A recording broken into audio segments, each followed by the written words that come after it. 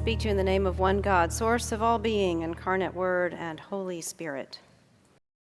There is a wonderfully human but almost cringeworthy honesty to the gospel assigned for our feast day. Here we are, gathered to celebrate our patron saint, St. James the Great, pillar of the early church, bold witness, traveler of ancient roads, and first of the 12 apostles to lay down his life for the gospel. We might expect our gospel reading to showcase James at his absolute best, preaching on a hilltop or working miracles, or even the gospel account, which we don't have, of standing courageously before King Herod Agrippa. That was in Acts, but our lectionary gives us Matthew's scene of an awkward family ambition. James and his brother John bring their mother Salome to Jesus, and she kneels down and asks a favor. Her pitch is, command that these two sons of mine sit, one at your right hand and one at your left, in your kingdom. It's a classic mother of prodigies moment. John and James, the sons of thunder, had been there from the beginning. Surely they were the best of all the apostles. They left their father's nets on the shore of Galilee without hesitation. They were part of Jesus' inner circle. We just sang it in the hymn, all the things that James was there for. He stood on the mountaintop and saw Christ transfigured in blinding glory. So as Jesus is setting his face to Jerusalem, in Matthew's version, their mother, in the other Gospels, James and John themselves, figure it's time to secure their seats at the table.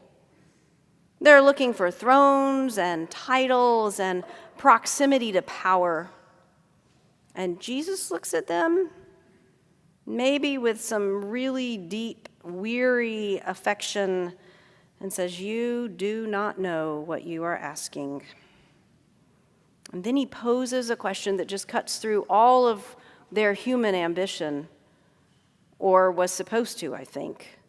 Are you able to drink the cup I am about to drink? A cup that for one brief moment, even Jesus asks the Father to take from him. And without missing a beat, kind of shows us how young they must have been. This youthful confidence and zeal, James and John immediately say, "We are able." We are able. They have no idea what that cup contained. They thought this was some kind of golden goblet at a royal banquet, a toast to victory and privilege and prestige, a king's cup. But Jesus knew the cup he was about to drink was sacrificial love, a bitter cup of the Garden of Gethsemane, a cup of betrayal, of standing with the outcast, of absorbing the violence of the world without returning it, of ultimately the cross.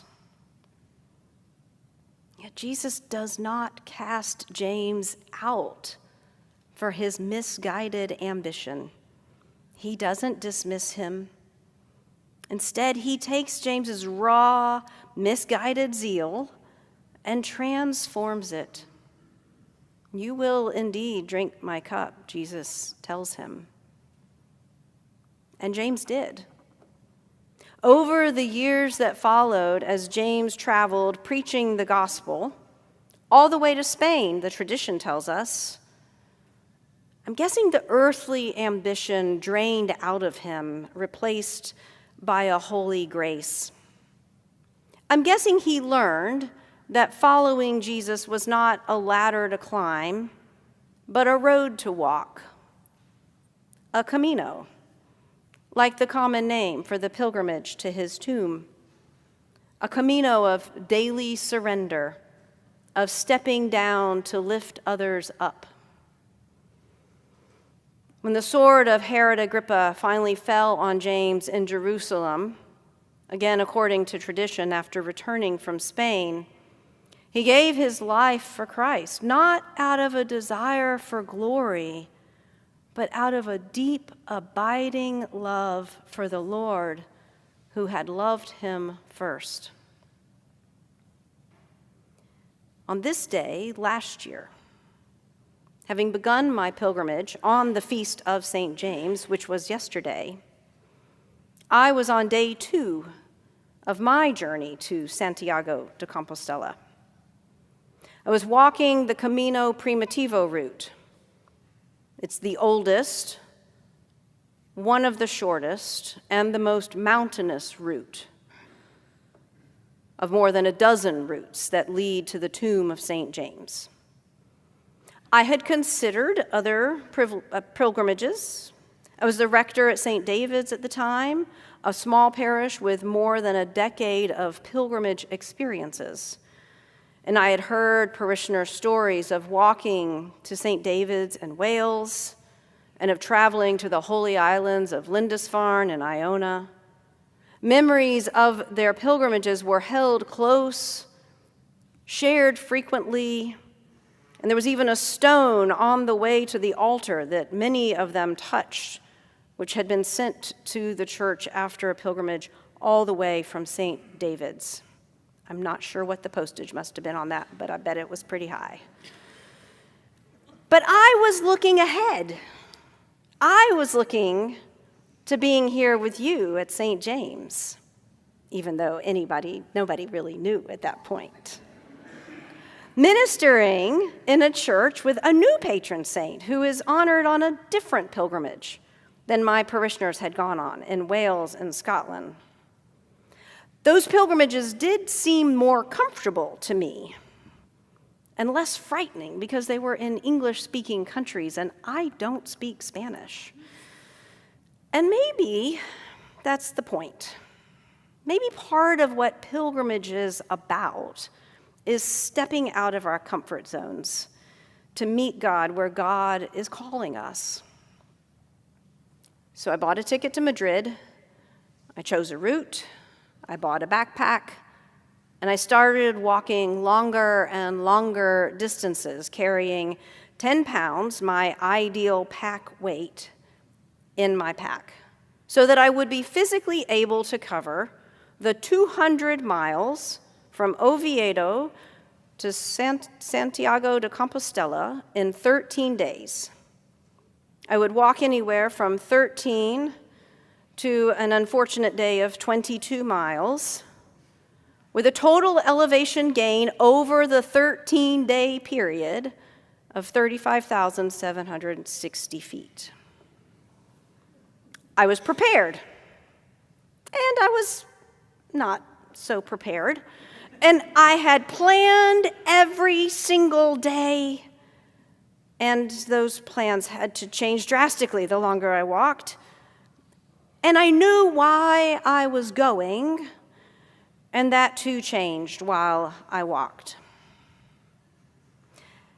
St. James is not only our patron saint, he is the patron saint of all pilgrims.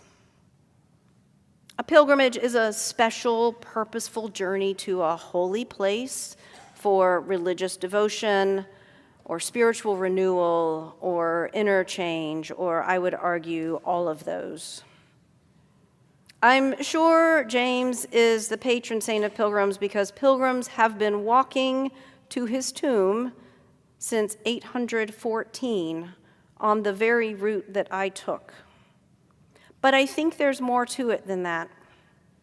I see the transformation that can and does happen to pilgrims mirroring the transformation that happened in James's life. Pilgrims leave their homes and head to Santiago for all kinds of reasons. Some may even be seeking out glory or bragging rights, like James, wanting the best seat at the table. But along the way, the pretense has to fall away. Life on the Camino is stripped down to basics. Walk, eat, sleep, take care of your feet, pray, companionship and caring for others, and for some of us, writing. I think those are the same basics required for a life with Christ. To be a Christian disciple.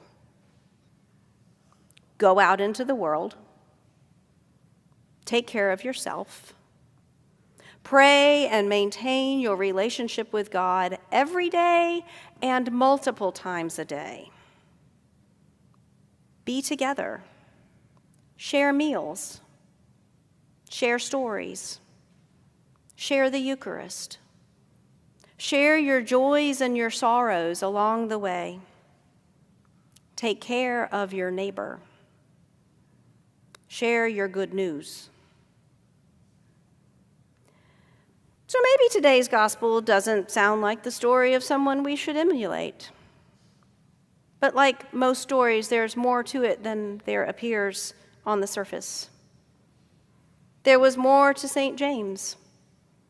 His love for Jesus, his love for God's people.